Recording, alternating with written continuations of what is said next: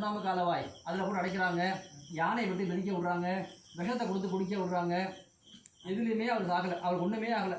எல்லாத்துலேயுமே அவங்க தோற்று போய்டுறாங்க. அவங்க கடைசியாக என்ன முடிவு பண்ணுறாங்க, கல்லை உட்கார வச்சு கயிறு போட்டு கட்டி கடலில் வீசிடுவோம், முடிக்கிட்டால் எந்த வர முடியாது இல்லையா. கடைசியாக முயற்சி பண்ணுறாங்க அந்த முயற்சியும்.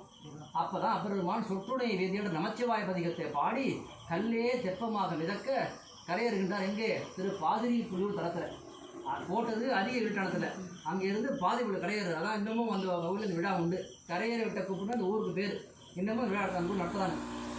அப்படி கரையேறி வருகின்றார். அங்கேருந்து நிறைய தலையாத்திர போகிறார். சிதம்பரம் தில்லை நிறைய தலையாத்திர போகிறார்.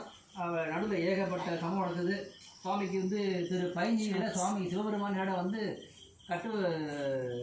கட்டமுது. அதாவது அதுக்கு ரொம்ப வெயில், கடுமையாக தாங்க முடியாத வெயில். அவருக்கு ஏறத்தாழ வயசு அப்போ 70 தாண்டிடுச்சப்போ அவருக்கு. அப்போவே தாண்டிடுச்சவருக்கு வயது முழுவதும் அப்பெருமானார். அவர் சைவ சமயத்துக்கு வரும்பொழுது குறிப்பு சொல்லுது, சமன் சமயம் போகும்போது வயசு 16-15, மீண்டும் சைவத்துக்கு வரும்பொழுதே அவர் வயசு 80 வயசு சைவ சமயத்துக்கு வரார். அதுக்கப்புறம் தான் இத்தனை தலங்களுக்கும் போய் இவ்வளோ பதிகம் பாடியிருக்கிறார். 80 வயசுக்கு அப்புறம் தான் இவ்வளோ தலங்களுக்கும் போய் ஏறத்தாழ 400-300 பதிகம் பாடியிருக்கார். ஞானசம்பந்தரை விட அதிகம் பாடம் அப்பர் பெருமான் தான். நமக்கு கம்மியாக கிடச்சிருக்கு. ஞானசம்பந்த பதிகம் வந்து 300 சொச்சம் வரும், இவருக்கு கம்மியாக தான் வரும் பதிகம். ஆனால் நம்ம கிடச்சது அவ்வளோ தான். ஆனால் அதிகம் பாடினது இவர் தான். பதிகம் கம்மியாக கிடச்சிருக்கு நமக்கு, காலப்போக்கில் கிடச்சிருக்கு நமக்கு. அப்படி 80 வயதுக்கு நேரம் இவ்வளவு யாத்திரைகளை மேற்கொண்டு இவ்வளவு பதிகத்தை அழிச்சிக்கிறது அப்பர் பெருமானார்.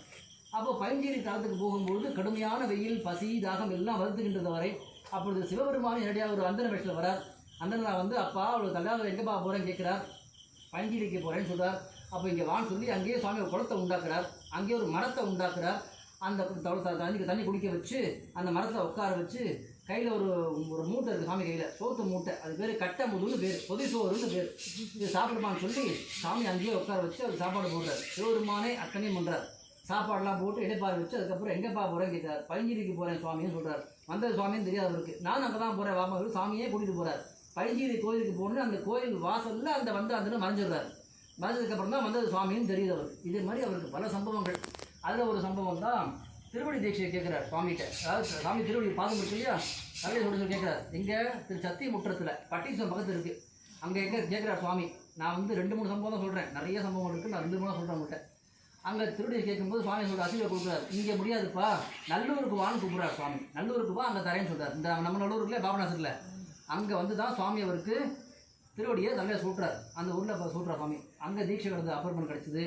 அப்புறம் தான் சுவாமிக்கு வந்து இப்போ கைலாயம் போனவங்க ஆசை உண்டாகுது. கைலாய மலைக்கு போகணும், சுவாமி பார்க்கணும் ஆசை. அப்புறம் வயசு ரொம்ப தாண்டி அடித்தவருக்கு, 81 வயசு மேலே தாண்டி அடித்தவருக்கு. அப்போ தள்ளாத வயது, அதுலேயுமே பொருட்படுத்தாமல்